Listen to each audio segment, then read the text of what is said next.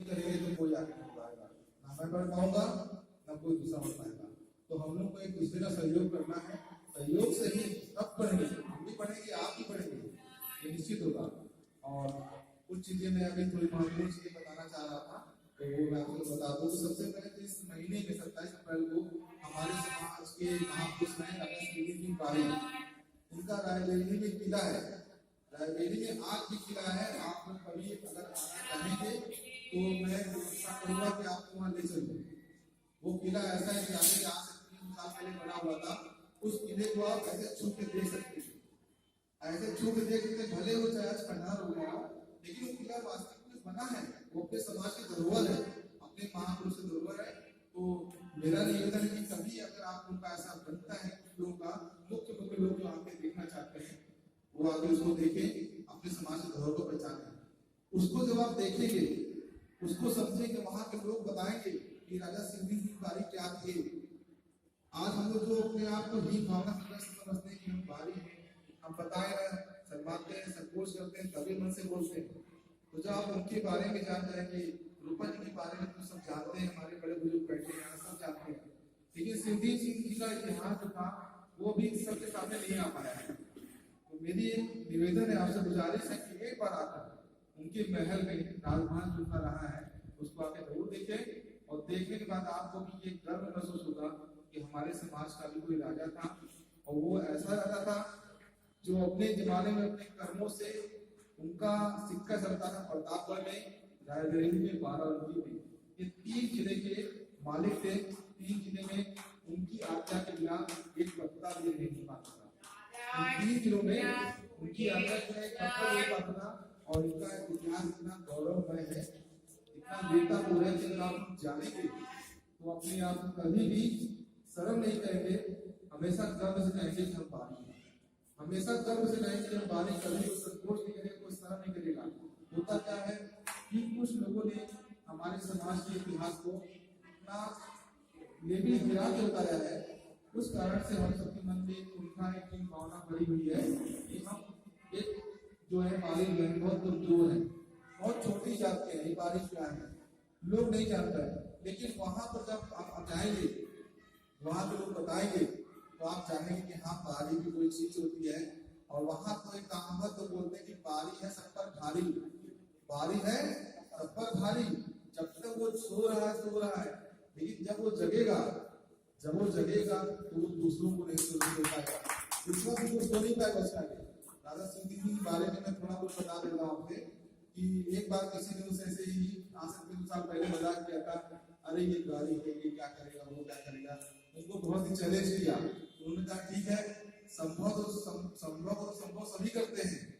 उन्होंने यही कहा संभव सभी करते हैं, चलो बताओ कौन ये संभव, बताओ क्या करना है।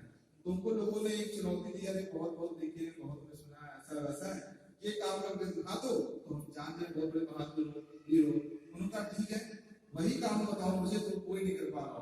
और उन्होंने अपने जमाने में वही काम करके दिखाया, जहां जाते थे पहले वहां कुआं खोदते थे, अपने खुदवाए कुएं से ही पानी पीते थे। जिस जिले में जाते, जहां भी आक्रमण आते थे, आक्रमण करने आते थे, वहां कुआं खुदवाते थे, पानी पीते थे। और जितने बड़े राजाओं ने उनको चैलेंज किया था, अरे ये बारी है क्या करेगा, ये बारी है क्या करेगा, उन्होंने उन राजाओं को बता दिया कि बारी क्या होता है और उनको अपने अधीन ला दिया। वो राजा आज उनके अधीन थे, लेकिन इतिहास हमको अभी नहीं पता। अगर हमको उनका इतिहास पता चलेगा तो हम कभी भी सिर नीचे करके नहीं करेंगे कि बारी है।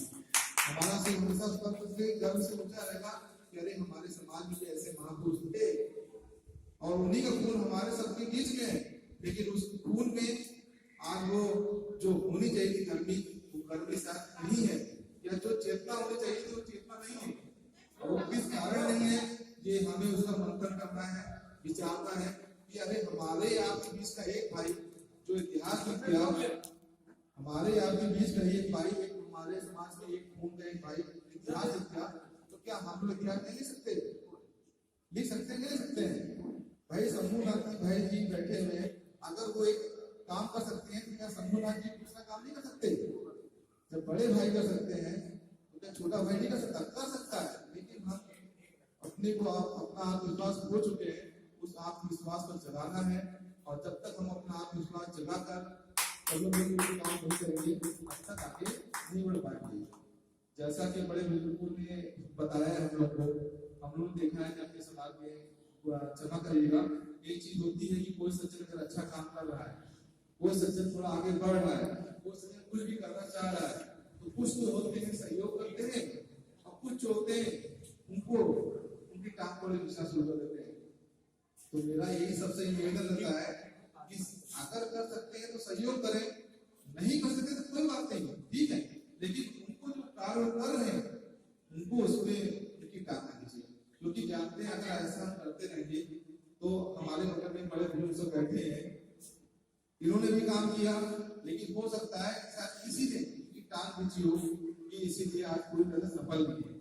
ठीक है, सभी बैठे, बहुत पुराने नागरिक बैठे हुए, कमियां इसीलिए रही कहीं न कहीं हम आपके कुछ ऐसा मतभेद रहा है, तो आपसी मतभेदों को भुलाकर समाज के हित में और अपनी आने वाली पीढ़ी के हित के लिए, जो अभी आने वाली पीढ़ी है उसके हित के लिए अगर हम नहीं जगे, अगर नहीं जागरूक हुए तो भी जान लीजिए आने वाली पीढ़ी हमको आपको किसी को भी कभी नहीं माफ करेगी और साथ साथ यही कहेगी कि क्या किया हम लोगों ने उनके लिए। तो हम जिन कांटों पे चले हैं कोई बात नहीं, चलिए, लेकिन अब कोशिश करें कि उनके लिए वो कांटों वाली सड़क ना है, उनके लिए एक अच्छा सरल रास्ता बना दे जिससे कि वो आसानी से उस पर पहुंचकर अपनी मंजिल तक पहुंच सके।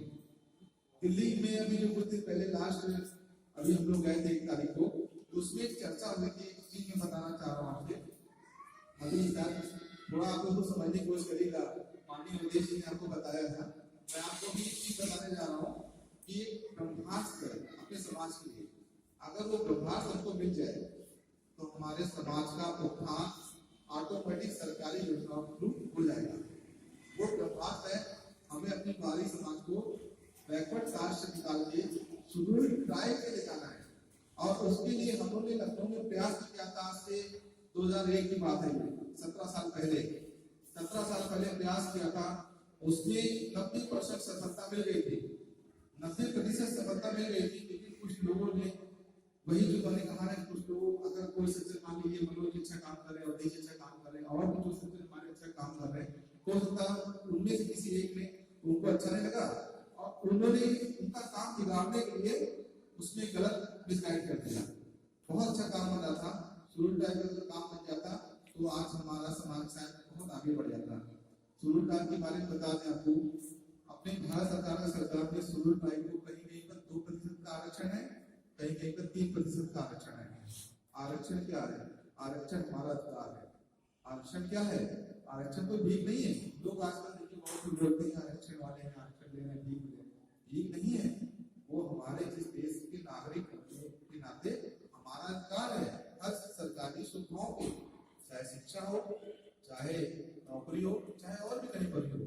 तो अगर शेड्यूल ट्राइब में चले आएंगे तो हमारे जो आज बैठे हैं कुछ लोग सब जानते होंगे कि एसटी का जो 2% का आरक्षण है ये बहुत होता है। अभी कुछ दिन पहले हमारे शिक्षा विभाग में 40,000 टीचरों की वैकेंसी निकली। 40,000 का 2% कितना हुआ? हमारे हिसाब से लगभग 800 के आसपास हुआ। तो 800 की बहुत होता है, 800 की बहुत हो गया। 800 लोग हमारे समाज में गेट में नहीं बैठे हैं, हो सकता बैठे हो लेकिन अभी नहीं है। तो वो 2% का आरक्षण अगर हमको मिलने लग जाएगा तो जो सरकारी जितनी भी योजनाएं हैं, नौकरी में पीसीएस होता है, आईएएस होता है, इसमें 2% का आरक्षण मिला है एसटी को। और अपने उत्तर प्रदेश में एसटी की सिर्फ थारू जनजाति है, थारू, जो कि लखीमपुर में है और सिर्फ बहराइच में है। और उनकी एजुकेशन में हम लोग जाके मिले थे, उनकी एजुकेशन कोई क्लास 5 के पास है, कोई कक्षा 8 पास है, कोई 10 है, 12, बहुत ही कम उनके समाज में कोई ग्रेजुएट वाला नहीं मिला। तो जितनी भी सरकारी नौकरी निकल रही है 2% वाली, उनका पूरा बैकलॉग खाली जा रहा है, बैकलॉग पूरा खाली जा रहा है। तो अगर हमारा शेड्यूल ट्राइब में अगर हमारे बारी समाज का हम लोग शामिल करते हैं सरकारी योजना में तो हम लोग को बहुत लाभ मिलेगा। और उनके ऐसा प्रभाव है, आपको शेड्यूल ट्राइब के एडवांटेज बता रहे हैं, लाभ लग रहा है। पहली बात तो हमारे बच्चों की फीस 0 हो जाएगी, चाहे वो बच्चा हमारा क्लास 1 में पढ़े, चाहे बीए करे, चाहे एमए करे, चाहे बीटेक करे, चाहे बीए करे, चाहे एमबीबीएस करे, कोई भी पढ़ाई कितनी भी महंगी हो, चाहे यहाँ करे चाहे विदेश में करे, लोग बहुत से घरों में समस्या है कि पैसे ना होने के कारण अपने बच्चों को डॉक्टरेट नहीं करा पा रहे हैं, MBA BTech नहीं करा पा रहे हैं। सबसे पहले तो हमारी वो समस्या हल होगी कि हमारा बच्चा हमारा समाज पढ़ जाएगा। सबसे पहली बात है पढ़ गया, जब पढ़ गया बच्चे हमारा समाज में पढ़ के आगे बढ़ गए तो भाई नौकरी पाएगा, तो नौकरी में बच्चा हमारा फार्म भरेगा तो फिर वो बच्चा ST का 2% का लाभ लेगा, फिर लेगा नौकरी में अपनी जगह बनाएगा। हर सरकारी नौकरी में चाहे PCS में हो, चाहे IAS में हो, चाहे बैंक में हो, चाहे कहीं पर भी हो, वो 2% बहुत होता है। उत्तर प्रदेश लेवल पे, नेशनल लेवल पे चीजें जो चीजें होती बहुत होती है, तो 2% का आरक्षण लेने के लिए हमको थोड़ा संघर्ष करना पड़ेगा। फिर से नया प्रत्यावर्तन जाएगा, जिले में हमारे जितने हमारे जिलाध्यक्ष हैं और उनकी सहयोगी टीम है वो भी DM को ज्ञापन देंगे। साथ ही साथ यहाँ से मुख्यमंत्री को ज्ञापन दिया जाएगा कि बाली समाज को इसी बैकवर्ड कास्ट निकालकर इसको पूरे टाइम में सम्मिलित किया जाएगा। जब ऐसा सर्वे में प्रयास होगा तो निश्चित तौर पर सफलता मिलेगी।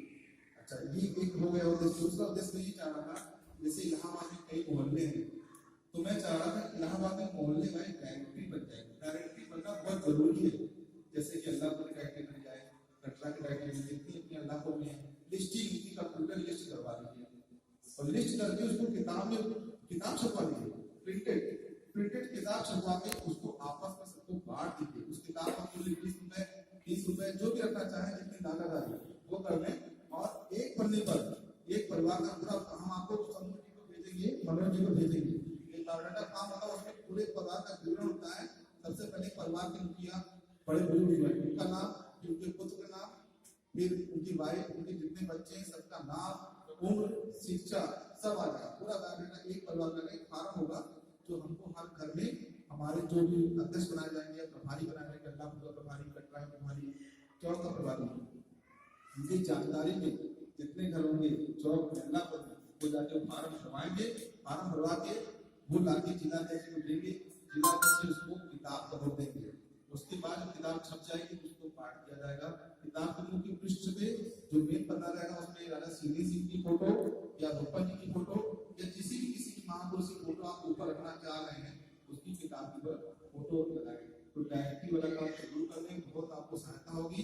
और दूसरा, जितने सरकारी विभागों हमारे समाज के लोग हैं उनकी भी लिस्टिंग करिए, कौन पुलिस विभाग में है, कौन अस्पताल में है और रेलवे में। उससे ये क्या होता है, कभी कभी जो कुछ चीजें हमारी समस्याएं होती हैं वो उनसे दूर हो जाएगी। बहुत से लोग काम यूनिवर्सिटी पढ़ता है तो हमारी वहाँ उद्देश्य जो ज्यादा सबको मदद होगी उद्देश्य करेंगे। तो डायरेक्टरी करना भी बहुत जरूरी है, हमने लखनऊ में किया था। अच्छा, इसके अलावा मैं एक पॉइंट और बताना चाह रहा था आपसे कि हमने लखनऊ में एक उन्होंने योजना चलाई थी। पहले मैं लखनऊ में जिला अध्यक्ष था तो वहाँ हम एक योजना चलाते थे। जैसे हमारे कुछ समाज गरीब तबके हैं वो बिजनेस करना चाह रहे हैं, उनके पास पैसा मिलता था, पैसे की दिक्कत होती थी, वो सब कुछ है, पढ़े लिखे हैं, सब कुछ है, उनके पास दिमाग भी सब कुछ है, लेकिन बेचारे पैसे से मजबूर थे। तो हम लोगों ने लखनऊ में एक योजना चलाई थी। क्या थी कि उसमें योजना हम लोगों ने रखा था कि आपस में सहयोग करते थे। कैसे करते थे, जैसे हमारे बीच में राजीव जी बैठे हैं, राजीव जी ने कहा ठीक है चलिए आप योजना चला रहे हैं, मैं 5,000 रुपए दे रहा हूँ, दान दे रहा हूँ चाहे ऐसे ही लोन दे रहा हूँ। आपने कहा मैं 2,000 दे रहा हूँ, आपने सब मिलके ऐसे दिया पैसा। पता चला कि हमने यहीं बैठे बैठे इकट्ठा कर लिया 50,000 रुपया। वो लोन जिसको दे रहे लोन दे रहे, दाम नहीं दे रहे, दाम तो अलग बात होगी। हमने 50,000 रुपये इकट्ठा किया।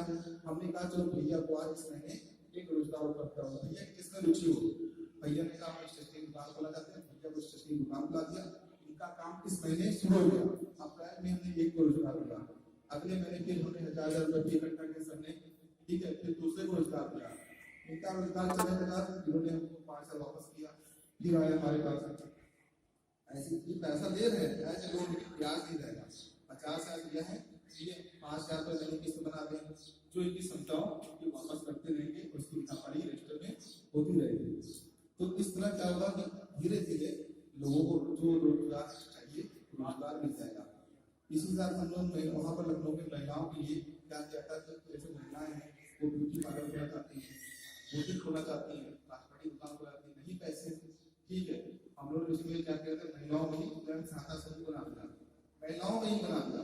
महिला भी हमारी जो महिला जिला थी उनको क्या कर दिया, स्वयं सहायता समूह बना दिया। महिलाओं की मीटिंग करते थे, महिलाओं ने कहा ठीक है मैं पीसी करते हैं, पीसी लाते हैं,